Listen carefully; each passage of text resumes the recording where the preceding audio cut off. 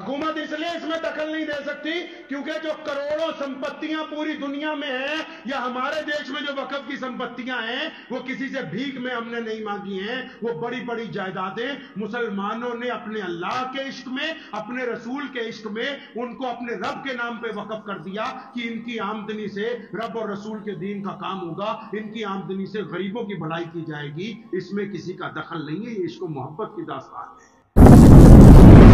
अल्लाहु अकबर। ये आपने सुना होगा पीछे वक्फ का मसला शुरू हुआ हमारे देश में, वक्फ बोर्ड का मसला। आपको पता है बहुत सारे लोग वक्फ के मुतालिक कानून की बातें करते हैं, कई मुसलमान 2-2 घंटे लगा रहे हैं। देसी बात पता है आपको? देसी बात, आम सी बात, वक्फ है क्या? वक्फ बोर्ड नहीं, वक्फ बोर्ड तो सिर्फ कस्टोडियन है। कस्टोडियन मतलब रखवाला है, मालिक नहीं है। वक्फ क्या है? वक्फ मुसलमानों की इश्क और मोहब्बत की दास्तान का एक बाब है। वक्फ मुसलमानों की तरफ से अपने रब और अपने रसूल के लिए जो प्यार है ना, उसके इजहार का एक नमूना है। किसी सरकार ने हमें जगह नहीं खरीद के दी। हुकूमत इसलिए इसमें दखल नहीं दे सकती क्योंकि जो करोड़ों संपत्तियां पूरी दुनिया में हैं या हमारे देश में जो वक्फ की संपत्तियां हैं वो किसी से भीख में हमने नहीं मांगी हैं। वो बड़ी बड़ी जायदादें मुसलमानों ने अपने अल्लाह के इश्क में, अपने रसूल के इश्क में उनको अपने रब के नाम पे वक्फ कर दिया कि इनकी आमदनी से रब और रसूल के दीन का काम होगा, इनकी आमदनी से गरीबों की भलाई की जाएगी। इसमें किसी का दखल नहीं है, ये इश्क व मोहब्बत की दास्तान है। हुकूमत भी इस बात को समझ ले कि जितने वक्फ बोर्ड हैं ना ये मालिक है ना हुकूमत मालिक है, मालिक अल्लाह है वक्फ का। क्योंकि जिस बंदे ने वक्फ की है उसने ये लिख के वक्फ की कि ये जायदाद, ये खेत, ये महल, ये मस्जिद, ये दुकानें मैं वक्फ कर रहा हूं अपने अल्लाह के नाम पर। आज के बाद ये बेची नहीं जाएंगी, आज के बाद इनकी रजिस्ट्री नहीं होगी, आज के बाद फरोख्त नहीं हो किया जाएगा।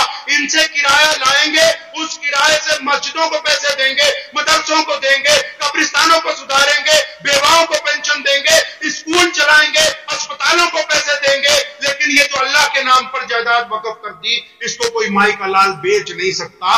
वक्फ बोर्ड सिर्फ इसलिए बनाया कि उस जायदाद की रखवाली करे, वहां से पैसा वसूल करके गरीब लोगों के ऊपर उसको पैसे को खर्च करे। किसी हुकूमत को हक नहीं पहुंचता कि मुसलमानों के जाती मामलात के अंदर दखल कर सके, क्योंकि वक्फ की जायदादें अपने पैसे से वक्फ की हैं, सरकार से नहीं मांगा।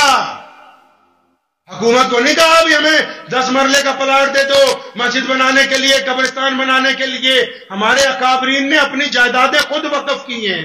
अब किसी की रजिस्ट्री हो, किसी की औलाद के नाम हो, कोई बंदा अपनी जायदाद किसी को दे दे, कल को हुकूमत कहे जी हम इसमें दखल देंगे। नहीं भाई, जिसने पैसा लगाया, जिसने कीमत लगाई वो उसी की है। अब जिसको उसका मालिक बना दिया तो अब वही मालिक उस जायदाद का मालिक है, कोई दूसरा बंदा मालिक नहीं बन सकता है उसका। मुतवल्ली नहीं मालिक बन सकते। उनमें नहीं इतनी हिम्मत की वक्फ की जायदाद को बेच के दिखा दें। वक्फ बोर्ड नहीं रजिस्ट्री करवा सकता, बाकियों का तो छोड़ो।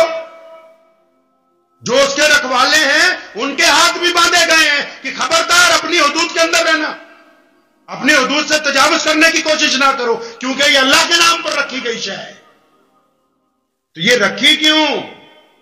अंदाजा तो लगाओ कैसे लोग होंगे। आज भी बहुत सारे लोग हैं माशाल्लाह, बहुत सारे लोग आते हैं अपनी जायदाद की रजिस्ट्री लेके कि 500 गज का प्लाट है मस्जिद के लिए हमने वक्फ करना है, 1000 गज का प्लाट है मदरसे के लिए वक्फ करना है। ये उनकी मोहब्बत ही तो है अपने रब और रसूल के साथ।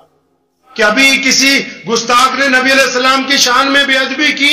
बेअदबी करने वाले हमेशा ये समझते हैं नऊज बिल्लाह कि शायद हमारी बेअदबी की वजह से इस्लाम कमजोर होगा, कि शायद हमारी बेअदबी की वजह से इस्लाम को नुकसान पहुंचेगा। याद रखो मोहम्मद रसूलुल्लाह सल्लल्लाहु अलैहि वसल्लम की शान और अज़मत इतनी बुलंद है, इतनी बुलंद है कि कायनात का कोई आदमी कुछ भी कर ले, वो नबी अलैहि सलाम की शान में बेअदबी नहीं करता, बल्कि वो अपनी असलियत का, अपने अंदर छुपी हुई गंदगी का इजहार करता है। वो नबी की शान में बेअदबी नहीं कर सकता।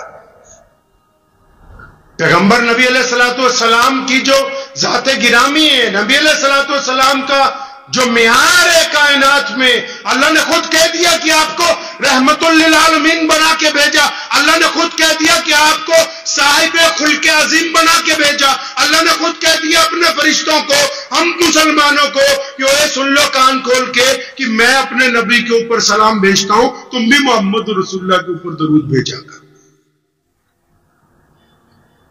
इस बात को ज़हन नशीन कर लें, इस्लाम की ये तारीख है, नबी अलैहिस्सलातु वस्सलाम की हयात पाक का ये इतिहास है पूरी कायनात में। देखो तो सही कितनी खूबसूरत तारीख है ये।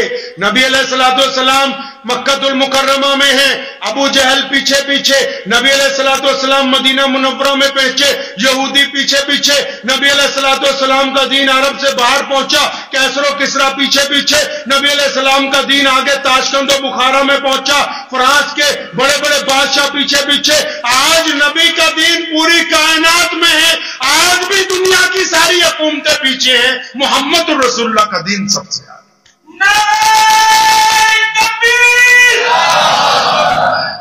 आज भी पूरी दुनिया में रसूलुल्लाह का दीन सबसे आगे।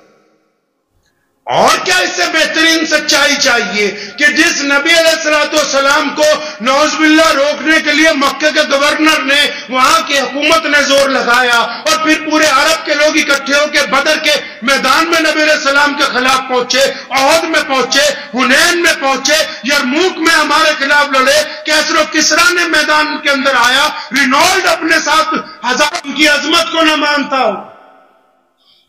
ये जिनको तकलीफ है नबी अलैहिस्सलाम की ज़ाते गिरामी से, तकलीफ भी जाहिरी है। मैं तो ये समझता हूं कि तकलीफ होना तो आम सी बात है। क्यों? अरे भाई, प्यारे अलैहिस्सलातु वस्सलाम 1450 साल पहले पैदा हुए, दुनिया से पर्दा फरमा गए और आज भी उनका दीन उसी रफ्तार से आगे जा रहा है।